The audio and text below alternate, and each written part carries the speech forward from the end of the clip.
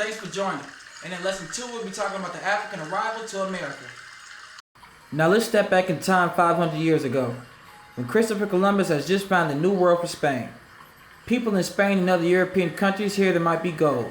They hear about all the new land for farming and for building towns. Some people in Europe decide to become settlers in the new world. Life was busy and hard. The settlers had to clear land for farms. The settlers also had to build houses. There were not a lot of settlers in the New World at first. The few settlers could not do all this work on their own. So the settlers made the Native Americans living in the New World do their work.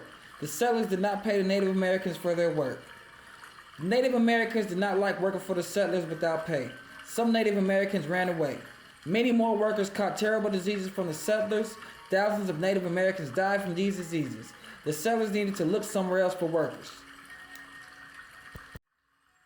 Do you remember the Portuguese traders we talked about in lesson 1? These traders helped settlers find new workers for building and farming. The Portuguese traders bought or captured West Africans to work as slaves. Then the traders sold the African slaves to settlers in the New World. The European settlers used the Africans as workers in the Americas. Buying and selling people to use as slaves is called the slave trade. Soon the slave trade became a very big business. Soon England, Holland, and Spain copied Portugal and joined the slave trade. Many times, African chiefs would help the traders.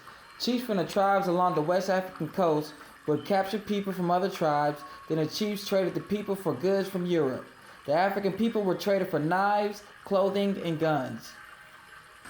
Captured Africans were loaded on the ships. Then a terrible journey to the New World began. The journey was known as the Middle Passage. The trip across the Atlantic Ocean took 2 months or more. The Africans were chained together and packed onto narrow shells. The dirt, the smell, and the noise in the ships were horrible for the African people. During the trip, thousands of Africans died. Very few women and children survived. Bodies were thrown into the ocean. Because of all the bodies, sharks followed the slave trade ships. Even so, many Africans tried to jump off the ships. Traders used nets to stop them from jumping. At first, most Africans were taken to South America and to islands in the Caribbean. The slaves worked on sugarcane plantations. Life was very hard. Many slaves died after only a few years of work, but these slaves were quickly replaced. Slave traders kept bringing more captured Africans to the New World. Settlers in North America also wanted African workers. The slave trade grew quickly. In the 1500s, 240,000 Africans were sent to the Caribbean and to North America.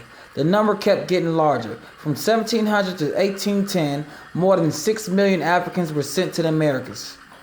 And that concludes lesson 2. In lesson 3, we'll be talking about the first Africans being sold in the English colony.